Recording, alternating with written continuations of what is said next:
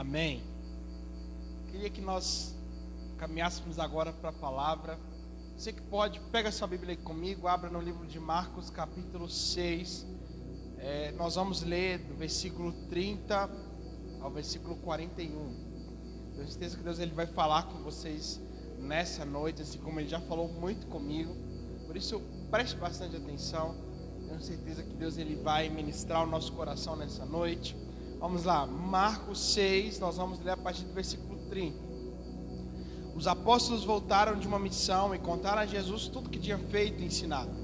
Jesus lhes disse: vamos sozinhos até um lugar tranquilo para descansar um pouco, pois tanta gente ia e vinha que eles não tinham tempo nem para comer. Então saíram de barco para um lugar isolado a fim de ficarem a sós. Contudo, muitos os reconheceram e os viram partir, e pessoas de várias cidades correram e chegaram até eles. Quando Jesus saiu do barco, viu uma grande multidão e teve compaixão dela, pois eram como ovelhas sem pastor. Então começou-lhes a ensinar muitas coisas. Amém? Se você pode, feche seus olhos aí onde você está. Vamos orar. Pai, muito obrigado. Nós sabemos que o Senhor tem muito para fazer nessa noite. Nós somos gratos a Ti por isso. Eu te peço, em nome de Jesus, que o Senhor possa falar conosco, possa ministrar o nosso coração, que a nossa vida possa ser terra fértil, e que o Senhor possa germinar, Pai, que o Senhor possa fazer florescer daquilo que o Senhor tem para nós. Em nome de Jesus, você onde você está, diga amém. Aleluia. Então, a palavra que eu quero ministrar para vocês aqui nessa noite é algo que Deus ele colocou muito no meu coração. Esse trecho que nós acabamos de ler é um trecho onde que os discípulos de Jesus, eles voltavam de uma missão, e porque eles voltavam de uma missão, eles tinham coisas para fazer. Eles estavam cansados e eles precisavam descansar. Isso era a principal coisa que eles precisavam fazer no momento, era descansar, porque eles tinham acabado de fazer algo grande com Jesus e eles estavam cansados. A Bíblia diz que até Jesus estava cansado. E aí então, Jesus, ele libera uma palavra. Jesus, ele fala: olha, vamos para um local, vamos para um lugar, e lá nós vamos descansar, nós sozinhos. Mas aí acontece uma coisa, Jesus ele chega nesse local, Jesus ele está nesse lugar, e quando ele chega com os discípulos nesse lugar, acontece que existe uma multidão ali também. Eu quero que você preste bastante atenção nessa palavra, porque eu tenho certeza que ela faz muito sentido para aquilo que nós estamos vivendo hoje como igreja. Eu queria te fazer uma pergunta: quem de vocês que estão nos assistindo agora já teve uma vontade de chutar o balde algum dia? Se você, eu quero chutar o balde, eu quero largar tudo, eu quero deixar tudo de lado, eu quero deixar com que as coisas elas fluam do jeito que a vida, o famoso deixa a vida me levar. Eu tenho certeza que todos nós hoje já chegamos no local de querer chutar o balde, ou até algumas pessoas já chutaram um balde mesmo. Quantos de nós já chegamos nesse local de cansaço? De algum dia estar totalmente cansado, a ponto de entregar tudo e falar assim: eu não aguento mais. Sabe, interessante é que na Bíblia, em inúmeros versículos fala que nós não temos problema em ficar cansado. O problema não é ficar cansado. Não tem problema nenhum ter um momento de cansaço. O problema é viver cansado. É viver sempre cansado, porque isso deixa de ser algo que você fez e se cansou, e isso passa a ser um fardo. E a Bíblia diz que o fardo que existe para nós é um fardo que é leve, um jugo que é suave. Então o problema não é ter um momento de cansaço, o problema é viver sempre cansado. A Bíblia diz nos versículos anteriores que Jesus ele manda os discípulos para uma missão. Sabe, Jesus ele libera os discípulos para essa missão, e eles fazem aquilo com que Jesus tinha feito. Eles cumprem a vontade de Deus, eles cumprem aquilo que Jesus tinha feito, mas aí então eles se cansam.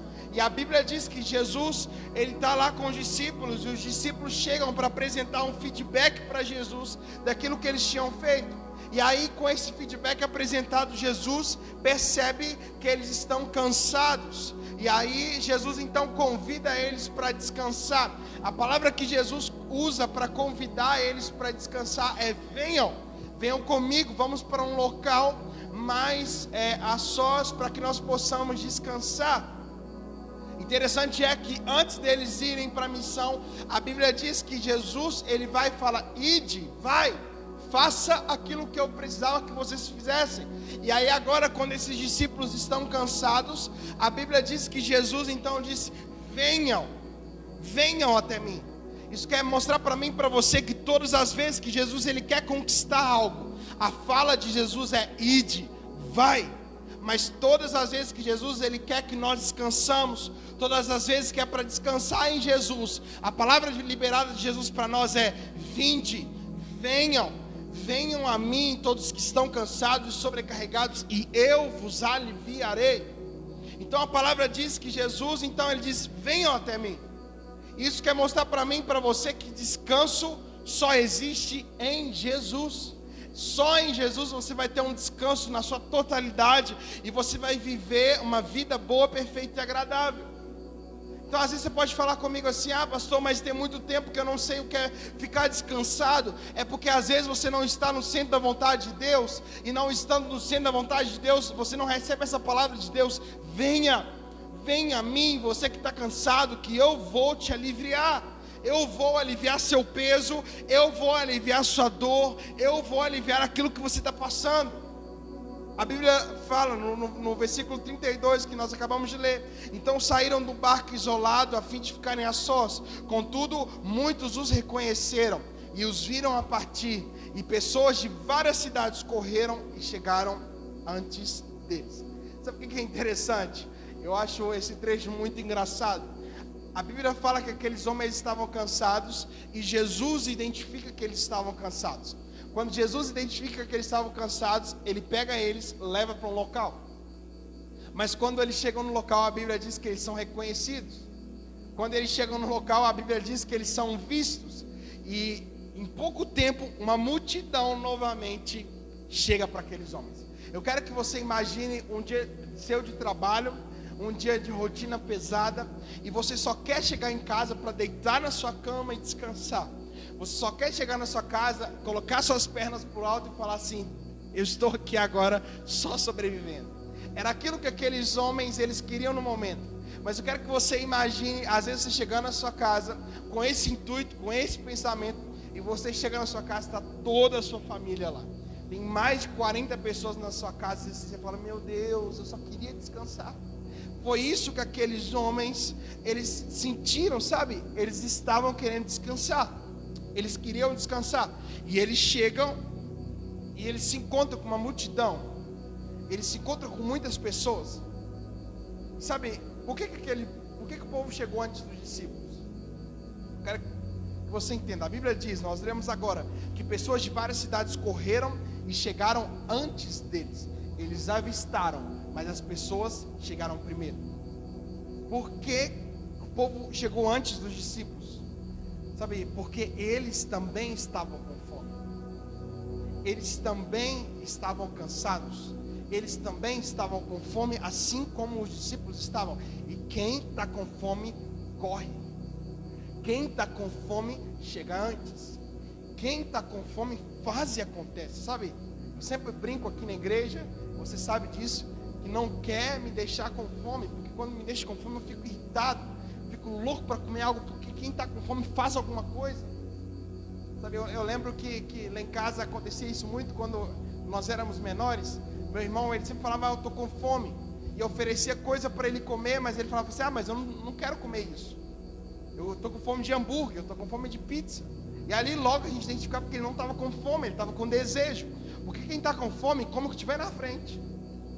Quem está com fome, corre e faz o possível para comer o mais rápido possível. E aqueles homens, aquelas mulheres, aquela multidão, ela estava com fome. Mas os discípulos também estavam com fome. Jesus estava com fome. Então você vê um panorama onde que aqueles homens, todo mundo estava com fome. Mas eu quero que você entenda uma coisa nessa noite. Mesmo quando você estiver com fome, mesmo quando você estiver cansado, mesmo quando você quiser algo para você, Deus ele vai te usar para alimentar a multidão. Mesmo quando você estiver precisando para você, Deus ele vai te usar para que você ministre na vida dos outros. Jesus, ele sabia que a multidão estava do outro lado. Jesus, ele sabia que a multidão estava ali. Então por que ele não contou para os discípulos? Por que ele não conta para os discípulos? Eu quero que você entenda, Jesus ele chama os discípulos para descansar, mas ele sabia que existia uma multidão lá. Por que então ele não contou para os discípulos? Porque se Jesus ele tivesse contado para os discípulos que existia uma multidão do outro lado, eles não iam querer ir para lá. Eles não iam querer ir. Mas sabe, Jesus não contou que existia uma multidão do outro lado, não por não saber, mas porque ele sabia que se eles não iriam se eles soubessem que tinha aquela multidão lá. Quando Deus não te mostra o que está te esperando, eu quero que você entenda uma coisa. Às vezes você está aqui nessa noite e você olha para uma situação e você fala, meu Deus, me dá uma resposta, e Deus não te mostra. Você está às vezes no momento de silêncio de Deus. Às vezes você está no momento onde que Deus ele não fala com você sobre aquilo que você precisava escutar. Eu quero que você entenda uma coisa. Quando Deus não te mostra o que está te esperando do outro lado, é porque Ele sabe que se você não vai se souber o que tem lá. É porque Ele sabe que se você souber o que tem do outro lado, você desiste. Tem coisa que Jesus nos mostra, não é porque Ele não quer que nós vejamos, mas é porque Ele não quer que nós desistimos.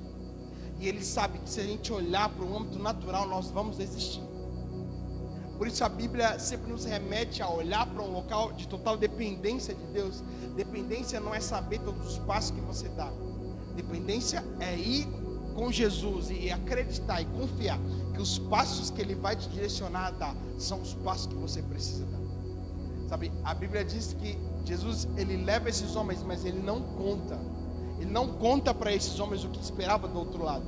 E muitas vezes Deus ele faz isso com a gente, porque Ele sabe que se nós olharmos para o âmbito natural, que se nós olharmos para o que nós vemos, nós vamos desistir. E a Bíblia quer de nós pessoas, homens e mulheres que tenham fé o suficiente para viver tudo aquilo que Deus tem, para viver as promessas dEle, para viver a vontade dEle que é boa, perfeita e agradável. Sabe, Deus ele vai te usar para levantar pessoas nos dias que você quiser ficar deitado. Deus ele vai te usar para ser canal de bênção na vida de pessoas no dia que você mesmo precisava de uma bênção de Deus. Esse é o Evangelho. Evangelho é alimentar o outro quando você está precisando, quando você está com fome. Evangelho é você abraçar o outro quando você precisava de um abraço, quando você precisava receber um abraço. Evangelho é você entregar quando na verdade aquilo que você precisava era receber. Evangelho é você consolar mesmo quando você precisa de consolo, mesmo quando você precisava ser consolado. A Bíblia diz em 2 Coríntios 4,16: por isso não desanimamos, embora exteriormente estejamos a desgastarmos, interiormente estamos sendo renovados dia após dia. Em 2 Coríntios 12:8 diz: 3 vezes roguei ao Senhor que o tirasse de mim, mas Ele me disse: a minha graça é suficiente para você, pois o meu poder se aperfeiçoa na sua fraqueza. Portanto, eu me gloriarei ainda mais alegremente em minhas fraquezas, para que o poder de Cristo repouse em mim. Por isso, por amor de Cristo, regozijo-me nas fraquezas, nos insultos, nas necessidades, nas perseguições, nas angústias, pois quando sou fraco é que sou forte. 2 versículos que dizem que mesmo em momentos de dificuldade, mesmo em momentos de problema, mesmo em momentos de fraqueza, a Bíblia diz que se nós nos posicionarmos no local certo, mesmo nesses momentos nós podemos abençoar os outros. Mesmo nesse momento nós podemos ser canais de bênção para os outros. E às vezes você está escutando isso que eu estou falando e você está lembrando de dias que você passou onde que você precisava de algo e Deus ele te provou para abençoar a vida do outro nisso que você estava precisando de algo. Sabe, eu vivo isso constantemente.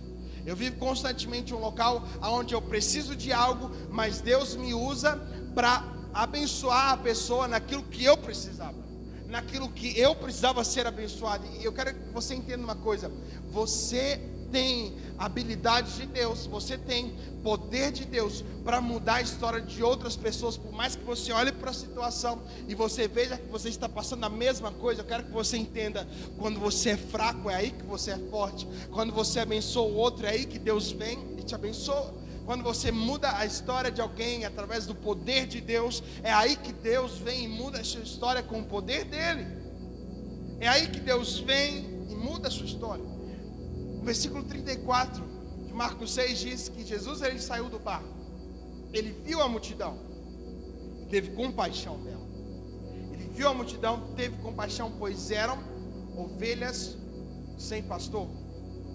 E aí então ele começa a ensinar muitas coisas a ela. Jesus saiu do barco, viu e sentiu compaixão. Jesus, ele nos ensina muito sobre compaixão, mas eu queria te fazer uma pergunta. Como às vezes a gente quer ter compaixão? Nós clamamos para ser homens e mulheres que têm compaixão, mas como que nós vamos ter esse nível de compaixão? Como nós vamos ser homens e mulheres que exercem compaixão, se nós só estamos no nosso local de conforto? Se nós só estamos num local que a gente só olha para o nosso próprio umbigo? A Bíblia diz que Jesus, ele sai do barco. Jesus estava cansado? Sim. Jesus estava com fome? Sim. Mas quando ele olha para aqueles homens, quando ele olha para aquela multidão e vê que eles estão com fome, a Bíblia diz que Jesus, ele sente compaixão. Então isso mostra para mim e para você que não tem como você sentir compaixão de alguém se você não sai da sua zona de conforto. Deus, ele nos chama nessa noite a sair da zona de conforto. Mas aí você pode me perguntar: pastor, o que é compaixão? Compaixão não é pena. A gente confunde muitas vezes compaixão com pena. E às vezes nós temos pena das pessoas, nós não temos compaixão. Compaixão não é pena. Pena me faz olhar, sentir tristeza, e se limita só ao ambiente da observação.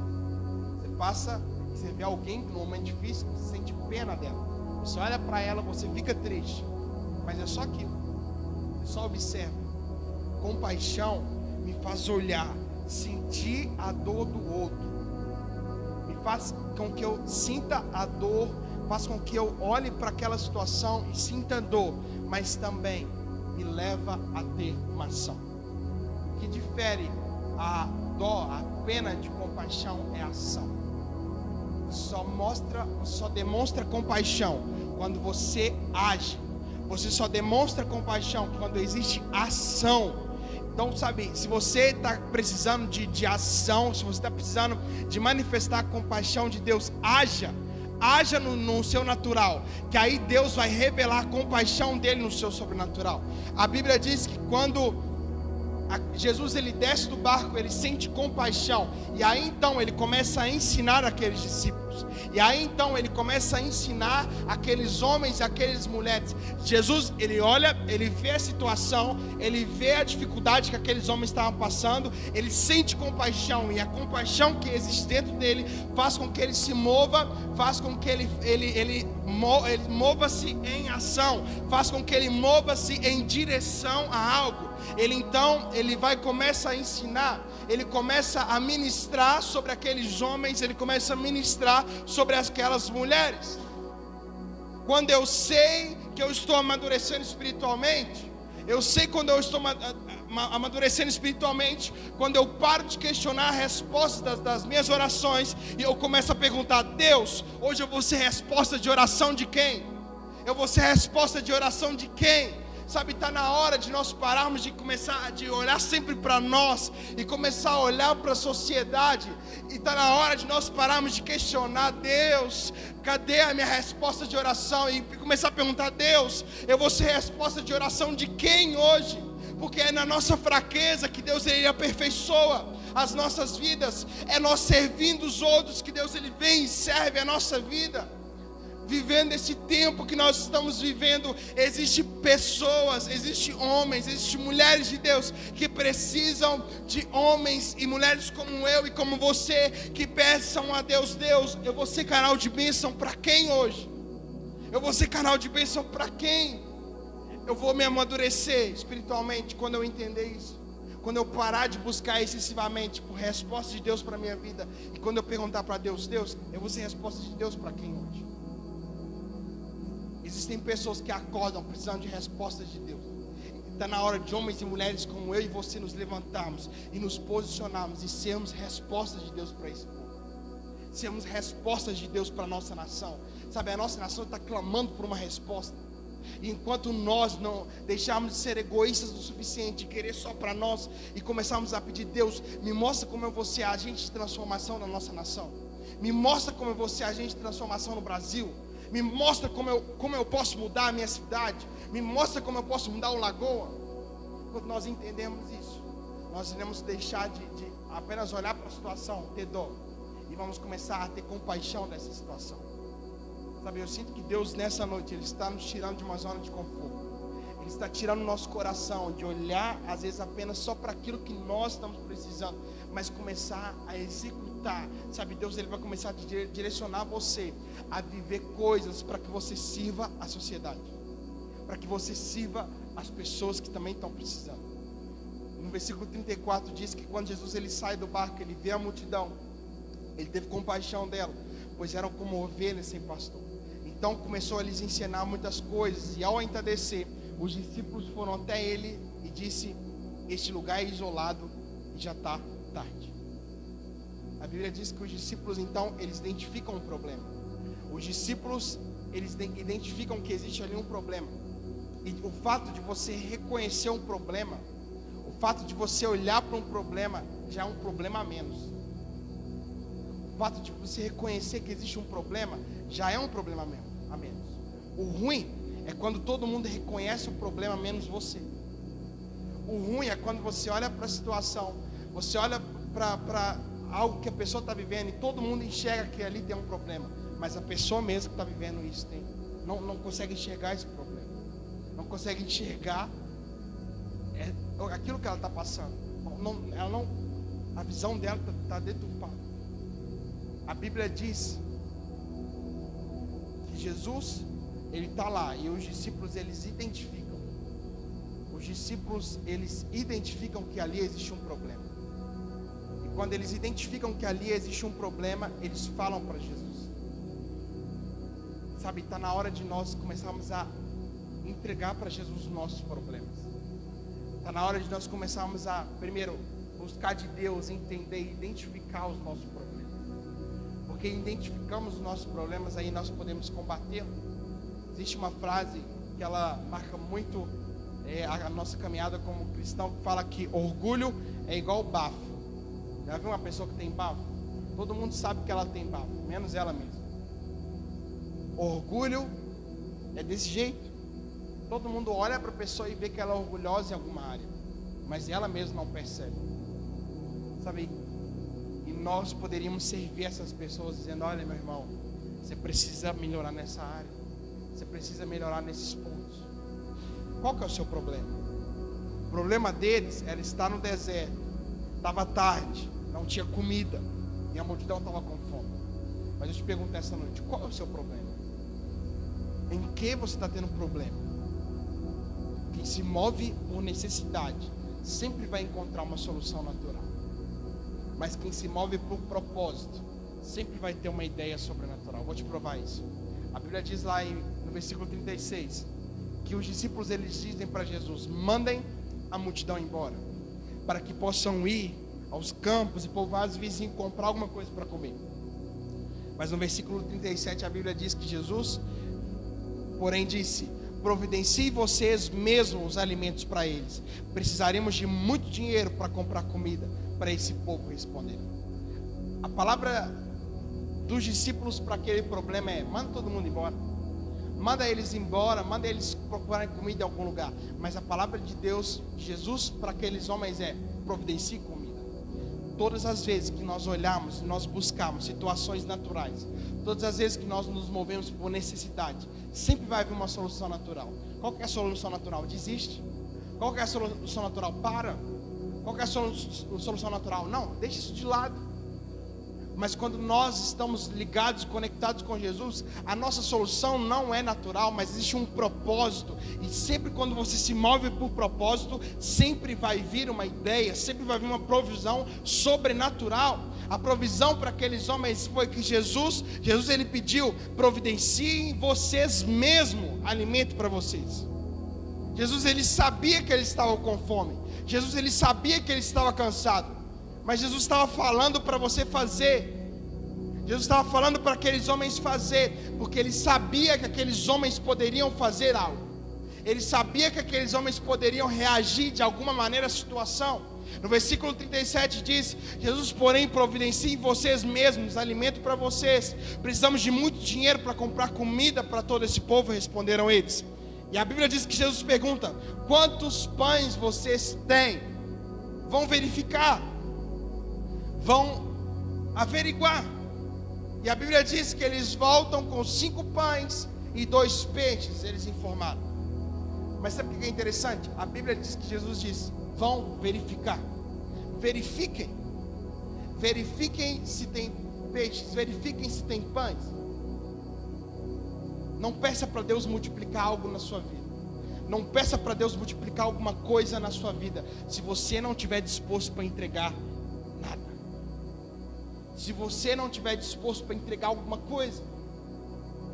Moisés, ele tinha um cajado. E porque ele se dispôs a entregar esse cajado, o cajado se torna o objeto que abre o mar vermelho. Davi, ele só tinha uma funda. Davi só tinha um estilingue. Mas na mão de Deus, quando ele decidiu entregar, ele foi poderoso o suficiente para derrubar um gigante. Aquele menino só tinha 5 pães e 2 peixinhos. Mas isso foi o suficiente para alimentar uma multidão. Aí você pode me dizer: mas pastor, o que eu tenho é tão pouco. Mas pastor, o que eu tenho não é suficiente. Ou pastor, eu tenho tão pouco. Quando foi que Deus pediu muito? Quando foi que Deus precisou de muito? Eu acabei de dar exemplos aqui que Deus, ele usou aquilo que aquelas pessoas tinham. Com 12 discípulos, Deus, ele muda a história de uma humanidade. Com 300 homens, ele vence um exército de mais de 135 mil soldados. Com um pastor de ovelhas, ele derruba um gigante. Com o poder da sua palavra, ele criou todas as coisas. Com um pouquinho de azeite, ele enche todas as vasilhas da viúva.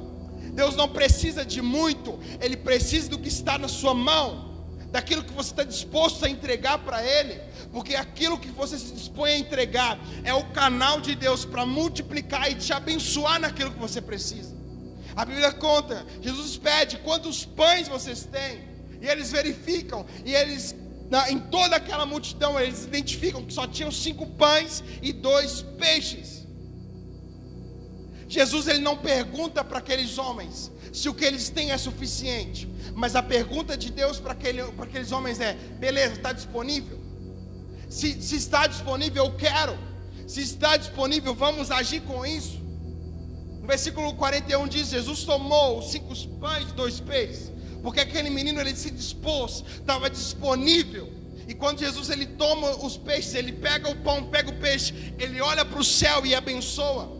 Então, à medida que eles iam pegando os pães, à medida que eles iam partindo os pães e entregando para os discípulos, para que eles distribuíssem, começou-se o milagre, começou-se a manifestação. Mas aí Jesus pega o peixe também, começa a dividir o peixe, e começa o milagre, começa a manifestação.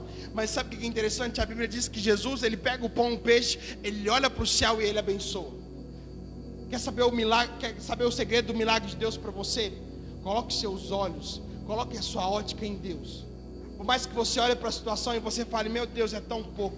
Aonde estão os seus olhos? Determina a realidade que você vive. Se você, no meio dessa pandemia, se você, no meio desse problema todo, os seus olhos estão só nas dificuldades, os seus olhos estão só nos problemas, determina que você não está com o olho fixo em Deus o suficiente. Porque se você está em Deus, os seus olhos permanecem fixos em Deus, mesmo em momentos de dificuldade. Ninguém vai conseguir ver milagre de Deus olhando para a terra. Olha para o alto, olha para Deus. Eleva os meus olhos para o monte, de onde virá o meu socorro? O meu socorro vem do Senhor que fez os céus e a terra. E aí Jesus olha para o alto, e porque ele sabe que o segredo está no alto, então ele já agradece a Deus. Jesus, ele mostra um exemplo de fé tão grande, de agradecer a Deus por algo que ainda não tinha acontecido. Jesus, ele rende graças por um milagre que vai acontecer. Quando você agradece o pouco que você tem, é porque você sabe, e é porque você está pronto para viver um muito de Deus para você. é porque você está pronto para viver tudo aquilo que Deus ele tem para você. Jesus ele agradeceu pelo pouco, mas ele já sabia que existia muito a vir, porque ele se dispôs a ter fé o suficiente para alimentar aquela multidão. O versículo 39 diz que Jesus ele ordena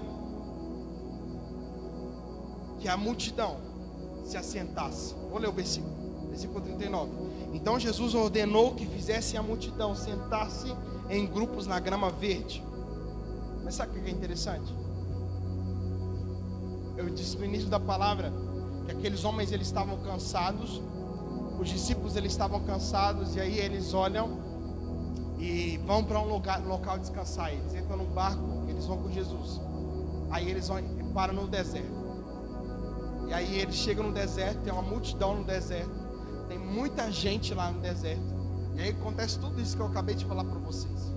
Mas aqui no versículo 39 diz que Jesus ordenou que a multidão ficasse sentada em grupos pequenos. E porque a multidão estava sentada em grupos pequenos, Jesus ele dá um detalhe: sentem-se nas gramas verdes. Eu queria te fazer uma pergunta: existe grama no deserto? Tem grama no deserto? Não existe grama no deserto. Isso que eu acabei de relatar para vocês é o cumprimento da profecia de Isaías 43. Esqueçam o que se foi, não vivam do passado. Vejam, estou fazendo uma coisa nova, ela está surgindo, vocês não percebem? Até no deserto vou abrir um caminho e riachos nos ermos. Sabe, o milagre ainda não tinha acontecido, as pessoas elas só estavam sentadas, só esperando o alimento. Mas Jesus ele já estava providenciando um novo. Jesus ele já estava providenciando um novo, assim como Isaías diz: eu estou fazendo uma coisa nova. Até no deserto eu vou colocar grama, até no deserto eu vou abrir riachos, até no deserto eu vou fazer florescer. É Jesus que multiplica o pão, é Jesus que faz as coisas. Mas eu quero que você olhe para a situação que está ao seu redor. Você pode até olhar que está tudo difícil, que está um problema, mas até nesses locais existe novo de Deus para você. Até nesses lugares existe novidade de vida para a sua vida. Existe milagre de Deus para você. A Bíblia diz então que Jesus ele manda eles sentarem, e quando eles sentam, ele dá os pães e os peixes para os discípulos. E quando ele dá os pães e os peixes, ele pede, começa a repartir, começa a distribuir, começa a compartilhar com aquele povo. É Jesus que multiplica o pão, mas a multiplicação acontece na mão dos discípulos. É Jesus que nos abençoa, mas a bênção acontece quando nós nos dispomos a servir, quando nós nos dispomos a viver aquilo que Deus tem para as nossas vidas. A Bíblia diz então que os discípulos eles servem, eles começam a servir e todos ficam satisfeitos. Todos comem, todos enchem, e a Bíblia diz que todo mundo fica satisfeito. E Jesus ele não manda ninguém de volta para casa com fome. A Bíblia diz que o milagre de Deus é tão grande, o milagre de Deus é tão extraordinário, que sobra 12 cestos cheios. 12 cestos cheios de algo que faltava há poucos minutos antes. Quando você colocar o outro em primeiro lugar, mesmo quando você estiver com fome, mesmo quando você estiver cansado, mesmo quando você estiver abatido, mesmo quando tudo está ao contrário, existe muito liberado de Deus para a sua vida. Aqueles discípulos, eles também não sabiam o que eles iriam comer. Chega a multidão, eles então servem a multidão. E quando eles acabam de servir a multidão, quando aquela multidão vai embora, sobra ainda 12 cestos cheios. Sabe, eu não sei aquilo que você está passando, eu não sei a dificuldade que você está vivendo hoje, mas uma coisa eu tenho certeza: Jesus, que é o pão da vida, está aqui nessa noite dizendo: olha para mim, faz aquilo que eu pedi para que você faça. Sirva os outros mesmo quando você precisava ser servido. Faça mesmo quando você precisava receber, porque eu já estou preparando, eu já estou providenciando milagre de Deus para a sua vida. milagre de Deus para sua casa, milagre de Deus para sua família. Jesus está dizendo para você nessa noite: eu sou o alimento que sustenta você, eu sou o alimento que sustenta a sua casa, eu sou o alimento que sustenta a sua família. Quando nós entendermos isso, quando nós vivemos isso na prática, nós iremos cumprir a palavra de Deus, nós iremos viver o reino de Deus em sua totalidade. Queria que você fechasse seus olhos aonde você está. Nós vamos orar. Tenho certeza que essa palavra falou no seu coração. Eu gostaria de fazer um convite. Não fique somente aí do outro lado da tela, mas venha nos fazer uma visita. Deixe-nos cuidar de você. Quadrangular Lagoa, bem-vindo à casa.